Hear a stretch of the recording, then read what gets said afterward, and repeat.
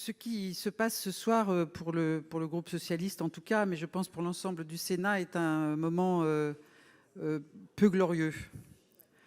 Ce texte a connu une vie parlementaire tout à fait exceptionnelle.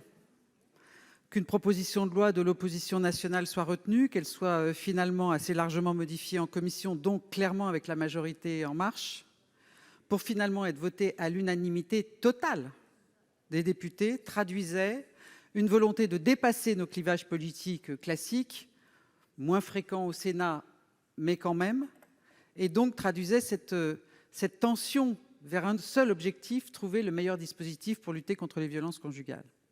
Le texte est arrivé au Sénat dans des conditions invraisemblables, très peu de jours pour travailler.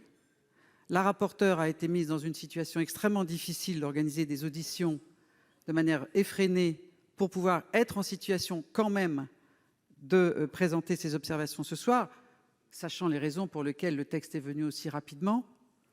Et puis, la garde des Sceaux qui nous explique qu'il y a beaucoup de bonnes idées, mais qu'en fait, ce n'est pas le moment et qu'il faudra attendre le 25 novembre pour que l'opération de communication de Monsieur le Premier ministre, sans doute, mais aussi de Madame Schiappa, puisse prendre tout son essor.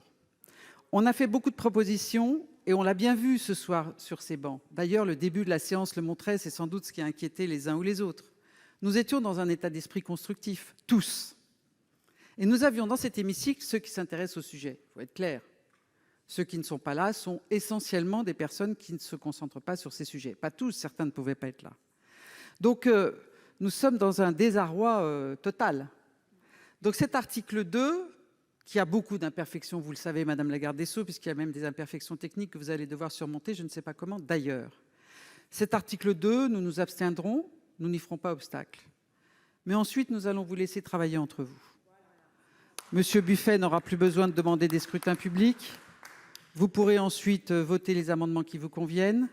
Nous n'aurons pas besoin de développer les arguments que nous tentons de développer devant vous. Et ainsi, vous assumerez la responsabilité de ce travail parlementaire bâclé qui avait pourtant si bien commencé à l'Assemblée.